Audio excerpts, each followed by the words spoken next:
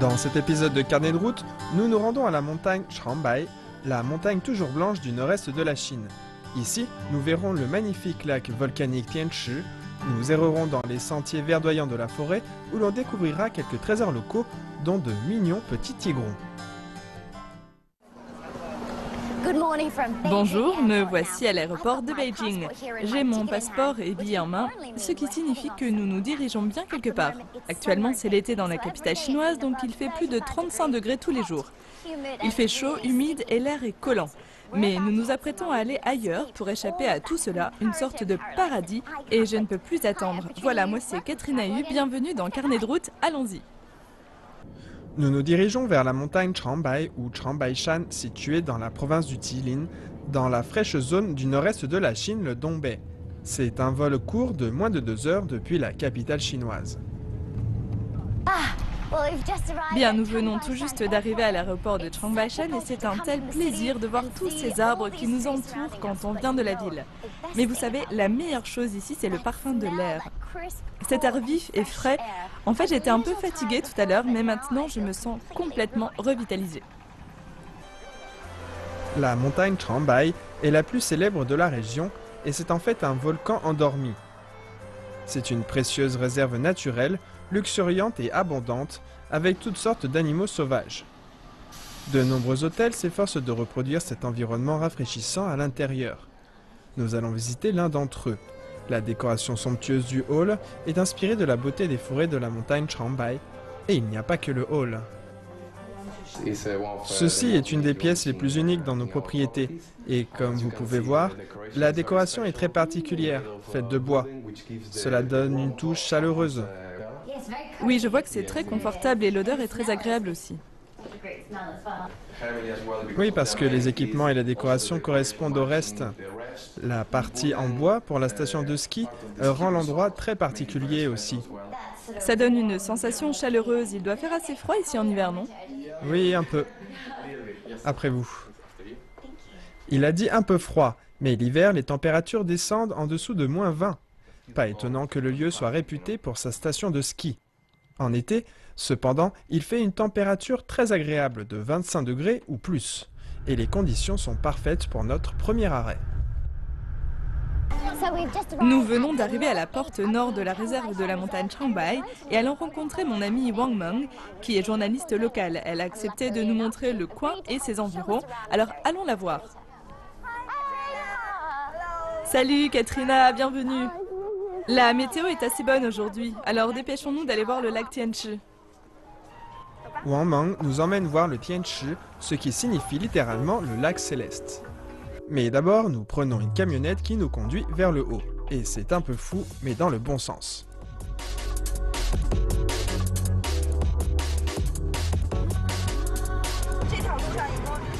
Cette route compte 72 virages serrés. Tout ça? Et c'est très excitant, c'est une grande expérience. Et il ne faut pas oublier de profiter de la vue magnifique tout en s'agrippant bien.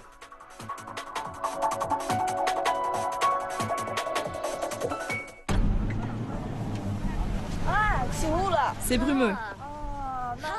Il fait frais. Avec ce brouillard, nous ne pourrons probablement pas voir le Tianchi maintenant. Nous ferions mieux d'attendre quelques minutes, alors allons d'abord voir là-bas. À une altitude de plus de 2000 mètres, les nuages sont si épais que nous pouvons à peine voir le chemin devant nous. Quant au lac Tianchi, eh bien... Ok, alors voici le Tianchi. Non, je plaisante. Nous allons devoir attendre un peu plus de temps que les nuages se dissipent. La montagne Changbai est en fait un volcan. Et le plus grand cratère volcanique est le Tianchi. À une époque, beaucoup de lave est sortie d'ici et vous pouvez voir toutes les cendres et les couches volcaniques. Wang Meng vient de me dire que beaucoup de roches ici sont issues de matériaux volcaniques.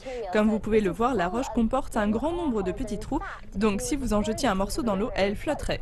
C'est très léger. Après un certain temps, nous commençons à nous impatienter un peu et essayons de repousser la brume.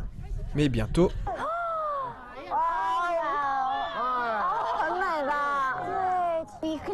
Vous pouvez voir la brume émerger lentement du lac et un bleu vert apparaître au-dessus, c'est fascinant. À entendre l'excitation de tout le monde après avoir attendu le passage du nuage, je pense que nous nous sentons tous très chanceux. Les roches sont dorées, le lac est bleu.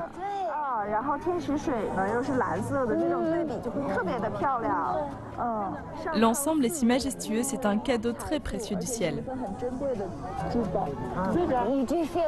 On se sent vraiment chanceux de venir ici et de voir le lac Tianche, sachant que tant de gens y viennent plusieurs fois et ne voient que des nuages. Nous sommes vraiment gâtés et on comprend pourquoi c'est un haut lieu sacré lorsque le lac se révèle. C'est presque comme s'il choisissait à qui il se révèle, à qui il choisit de se montrer.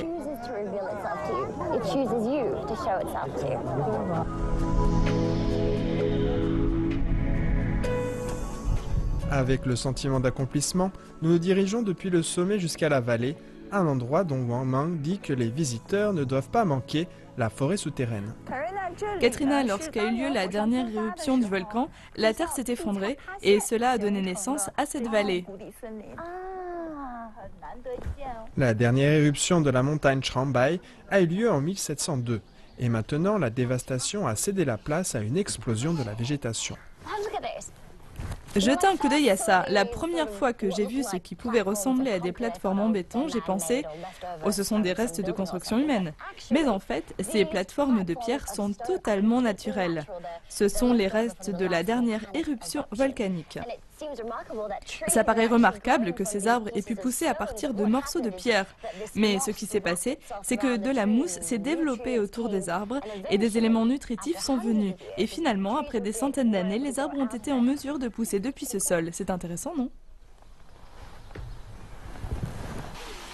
La montagne Changbai est un trésor de la vie végétale diversifiée et est considérée comme une biosphère mondiale. Regarde, il y a de la vapeur, ce sont des sources d'eau chaude. Les différentes couleurs indiquent les différents minéraux dans l'eau et c'est très bon pour la peau. Étonnamment, les sources chaudes sont utiles pour d'autres choses aussi, par exemple pour faire bouillir votre petit déjeuner. Waouh, il est vraiment tout à fait à la coque. Je pense qu'il va couler. Ok, nous allons goûter à ça.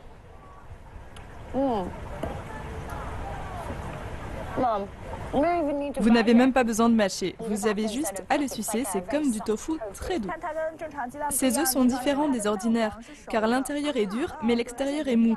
Lorsque vous faites bouillir les œufs normalement, le jaune d'œuf est plus mou ou aussi mou que le blanc. Vous pouvez acheter 3 œufs durs pour environ 10 RMB. Ils vont vous donner toute l'énergie dont vous avez besoin pour profiter de la vue d'après. Regarde devant, c'est la cascade de Changbai. C'est la plus grande cascade associée à un cratère volcanique du monde. Avec une chute de 68 mètres, c'est la chute d'eau volcanique la plus élevée du monde et la source du fleuve Songhua en Chine. L'eau d'ici est réputée pour sa pureté. L'eau est vraiment fraîche et très propre, c'est incroyable. Et le temps y est réputé pour ses changements.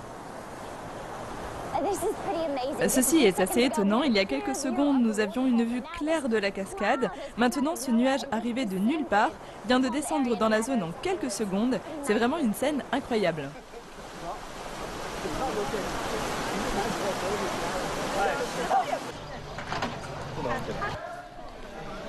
Les conditions de l'après-midi ne sont plus très bonnes pour l'alpinisme, mais parfaites pour un peu de détente. Donc notre guide nous emmène quelque part où nous pouvons nous détendre après notre journée bien remplie et reposer nos pieds fatigués. Et avec un peu d'aide, venant d'un banc de minuscules créatures. Oh non, ils viennent!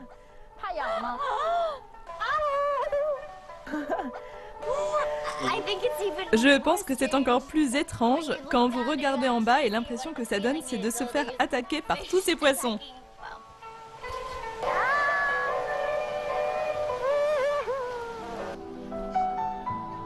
Et il y a toute une gamme de sources intérieures et extérieures à choisir. Les minéraux volcaniques de l'eau sont censés être bons pour le corps. Et allongé, en regardant les arbres et en respirant l'air frais, eh bien, c'est très bon pour l'esprit aussi. À suivre, nous allons apprendre sur le mystère du monstre du lac Tianche, goûter à la délicieuse cuisine locale et faire de notre mieux pour ne pas effrayer un esprit de Jinsei.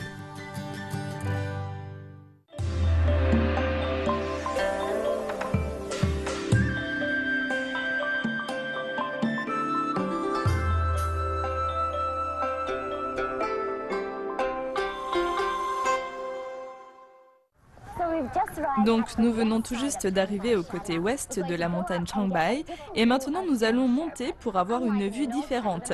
Mais contrairement au côté nord, nous allons devoir monter quelques marches. Enfin, un peu plus que ça.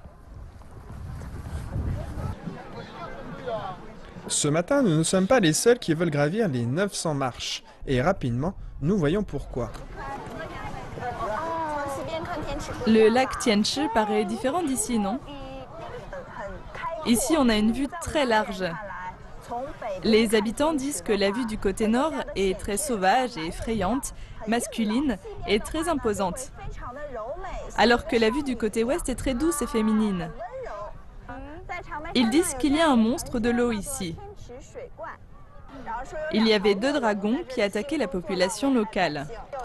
Mais un jeune homme très courageux porta des cornes de bœuf et des peaux d'animaux et combattit les 2 dragons. Il gagna, mais fut incapable d'enlever les peaux et les cornes. Il est donc resté vivant dans le lac. Les populations locales le commémorent et le considèrent de bon augure. Bonjour, je suis le monstre Tianchi. Je suis ton petit frère, salut.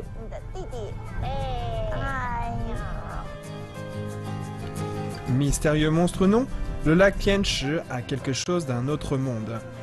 Il est considéré comme sacré à la fois par l'ethnie mandchoue et les Coréens. Et les voyageurs viennent voir ces eaux magnifiques depuis des siècles. Et les champs de fleurs entourant le lac sont également à voir.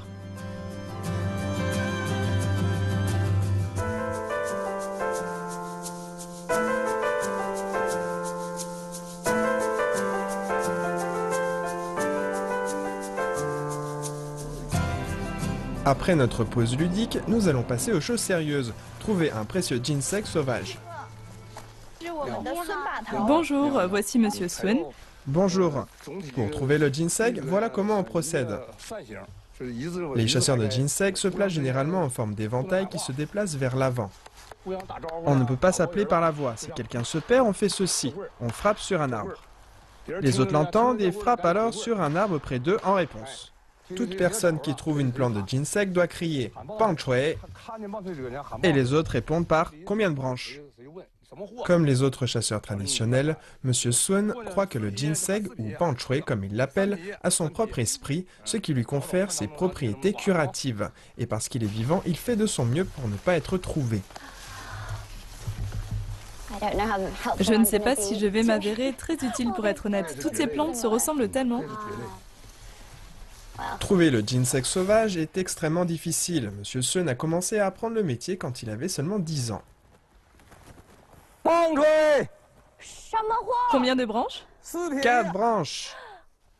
Il fait partie d'un petit groupe restreint d'experts qui récoltent encore le ginseng de cette façon. Maintenant, on met ce bâton dans le sol et on attache un ruban rouge autour du plant. Mais pourquoi ce ruban rouge?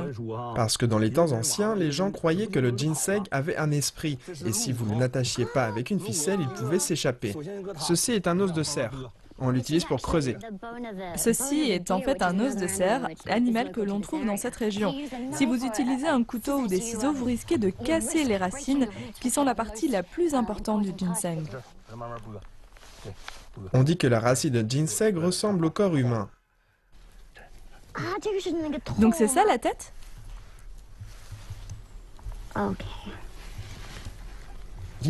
Il est doré, c'est du bon. Il est très long, hein, c'est bon.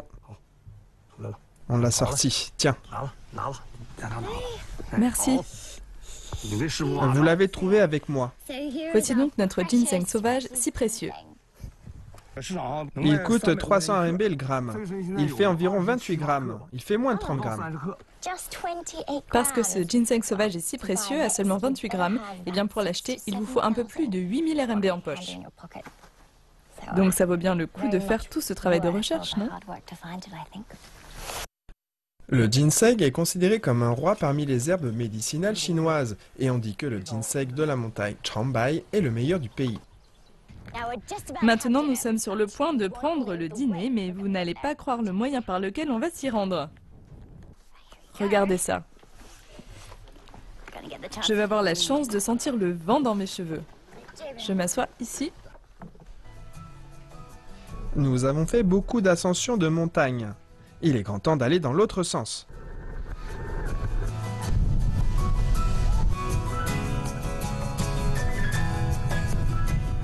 Est-ce que ça peut aller plus vite?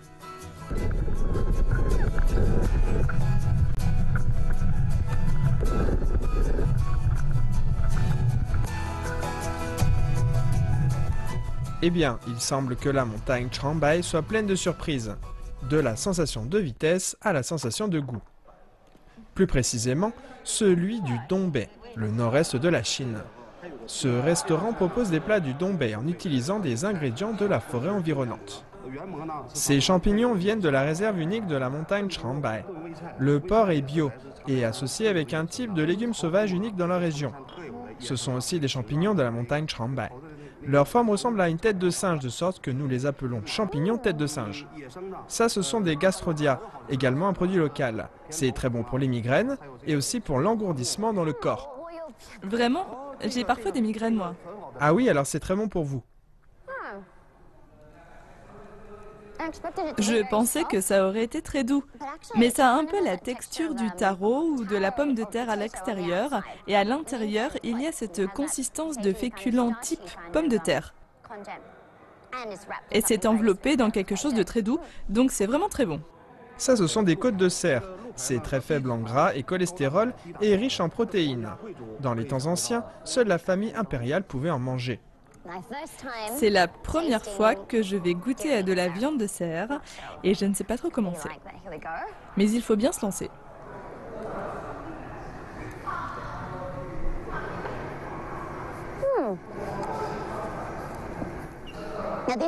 Ce genre d'épice est très fréquente dans le nord, donc c'est un goût familier. La chair a un goût de gibier, ça me rappelle quand je mange du kangourou chez moi en Australie. C'est fumé.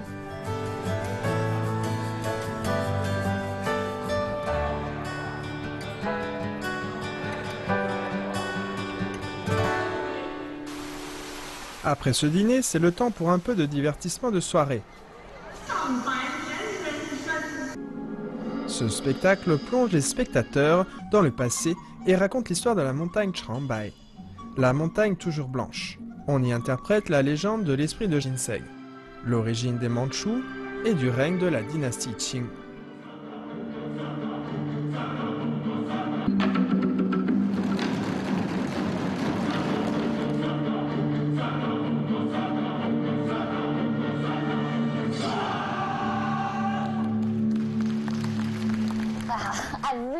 J'ai vraiment aimé ce spectacle, je l'ai apprécié vraiment. C'était comme une histoire colorée de création, et comme beaucoup d'autres peuples autochtones du monde entier, ceux qui vivent dans cette région ont toujours cru que toute chose vivante a un esprit qui doit être respecté. Et ça m'a aussi fait réaliser que la montagne Changbai n'est pas seulement un foyer de vie sauvage, c'est aussi plein d'histoires, de mythes et de légendes, et de mystères. À suivre, Katrina va s'initier au golf dans le meilleur terrain de la montagne Changbai. Elle va être entourée d'un essaim d'abeilles et va se familiariser avec d'adorables amis à fourrure.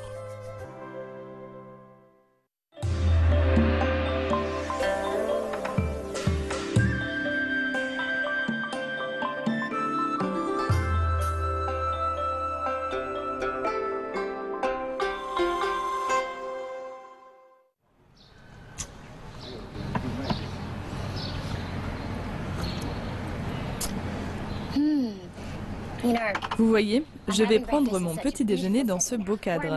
Je suis assise juste derrière la station de ski Wanda. Et juste en face de moi, je peux voir ce chemin qui serpente la montagne jusqu'au sommet, d'où il y a une vue magnifique sur la région.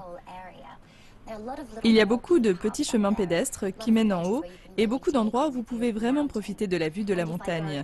Et si on va de l'autre côté, on peut marcher et se promener dans le village. Et il y a des cafés, il y a quelques magasins et on peut acheter des produits locaux où on peut se détendre et goûter à des spécialités du coin. Et je pense que de plus en plus de gens en Chine apprécient ce genre de voyage. Il ne suffit pas de sortir et de se bousculer pour visiter des lieux exotiques ou spectaculaires. Les gens ont de plus en plus envie de s'accorder la possibilité de se détendre un peu, pour s'asseoir et profiter d'un peu de luxe. Et bien sûr, il y a beaucoup de choses à faire tout au long de l'année, dont de bonnes activités. Pendant l'hiver, beaucoup de gens viennent ici pour le ski et pendant l'été, le golf est le sport de prédilection. Et c'est là que je vais aller dans quelques instants. Donc si vous voulez bien m'excuser, et j'espère que cela ne vous dérange pas si je mets ce petit déjeuner dans mon estomac afin d'avoir toute l'énergie nécessaire pour attaquer cette journée. Bonjour. Les passionnés de golf peuvent faire appel au service d'un caddie individuel. Et il y a aussi des instructeurs expérimentés.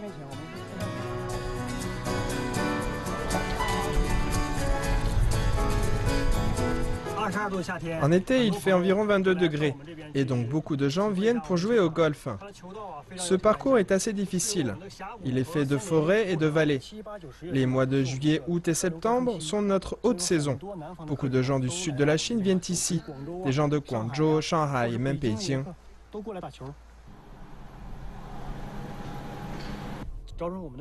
Maintenant, c'est l'heure de commencer la leçon. À la base, Katrina ne sait pas vraiment jouer au golf, et ça se voit. Mais elle peut apprendre rapidement.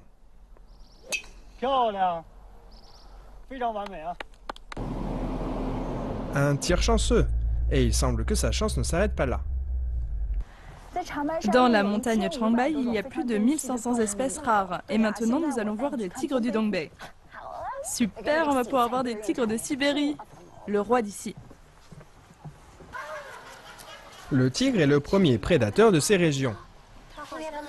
Nous avons un petit tigron mâle. Il semble avoir peur de nous, ses pattes sont si potelées.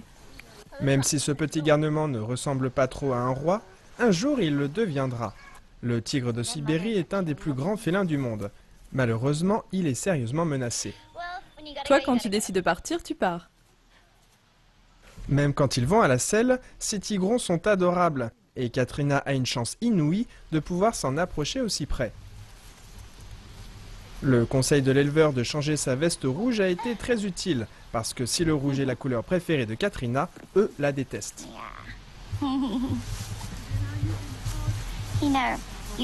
On peut jouer avec eux pour le moment et nous sommes chanceux parce qu'il a seulement 3 mois et ses dents ne sont pas encore trop pointues. Il est toujours considéré comme un bébé plus qu'un tigre. À 4 mois, leurs dents sont suffisamment pointues et ils ne peuvent plus continuer à sucer le lait de leur mère. C'est là que les choses changent. Mais déjà à 3 mois, ils mangent de la viande crue, juste un peu tous les jours. Si nous venions 1 mois plus tard, nous ne pourrions pas trop les approcher, même pas du tout. Donc je me sens vraiment chanceuse. De nos jours, il est rare de tomber sur des tigres dans la réserve naturelle de la montagne Changbai. Mais dans cet espace réservé aux tigres, vous pouvez en voir une douzaine de tous âges et en sécurité. Maintenant, voyons un autre trésor local, le miel de la montagne Changbai. Voici un apiculteur de la région, Monsieur Tsui. Bonjour. Bonjour. Nous allons voir les abeilles de très près, donc vous devriez porter ce chapeau. Ce sera ma première fois et ceci doit permettre qu'aucune des abeilles ne puisse entrer et me piquer dans des endroits gênants. Nous avions vu des vendeurs de miel sur le côté de la route, mais rien comme ceci.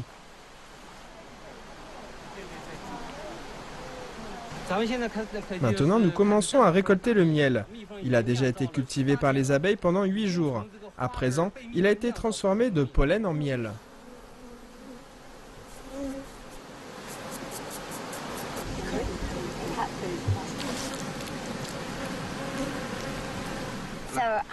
Voyons le premier goût de ce miel frais. Je pense que mes doigts sont propres.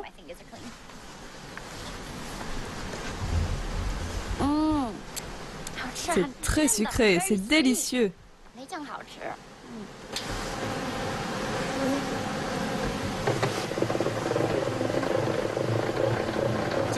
Maintenant, nous extrayons le miel. Il ne faut pas le tourner trop vite. Vous voyez toutes les abeilles qui grouillent? Bientôt, la saison des fleurs va se terminer. Et donc, les abeilles ne trouveront plus de pollen. Après l'extraction, le miel ressemble déjà plus à ce qu'on met sur les toasts. Et il est fraîchement récolté. Ça sent incroyablement bon. Ce n'est pas du bois ordinaire, en fait c'est une sorte de champignon cultivé à la montagne Changbai. Donc c'est un type spécial de champignon qu'on trouve seulement dans la montagne Changbai.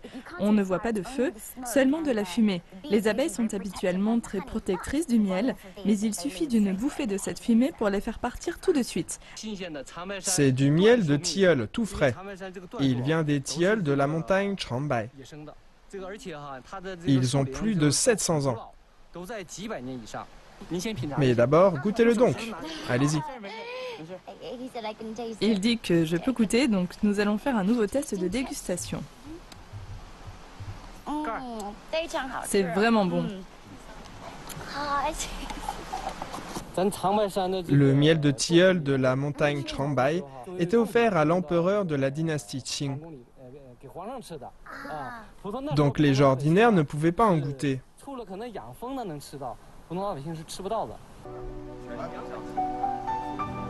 Monsieur Tsui attribue ce miel unique de la montagne Changbai à son environnement et ses espèces d'abeilles locales. Lors de notre visite de la ruche de Monsieur Tsui, nous nous sommes aperçus qu'il était non seulement bien informé sur les abeilles et le miel, mais qu'il en savait aussi beaucoup sur l'environnement de la montagne Changbai. Lui et tous les gens du pays que nous avons rencontrés ont une chose en commun, leur amour et respect pour cet endroit. Ils n'y vivent pas seulement pour prendre des choses, ils travaillent aussi pour le préserver et le protéger. Nous arrivons malheureusement à la fin de notre aventure à la montagne Changbai. Et bien que nous ayons fait beaucoup de choses, je ne me sens pas si épuisée que ça. Et je pense que c'est parce que cet endroit est très revitalisant. Cet impact positif s'est bien fait sentir dès notre arrivée. C'est comme recevoir un gros câlin de la nature. Mais ce que j'ai observé au cours de ces derniers jours, c'est que c'est un endroit qui continue à donner, il ne s'arrête pas. Il continue à donner de par son environnement, sa population et ses histoires. Comme le nom de la montagne Changbai l'indique, il y a quelque chose de perpétuel à son sujet. Il ne cesse d'évoluer, il continue à changer. Ce n'est pas si facile à décrire.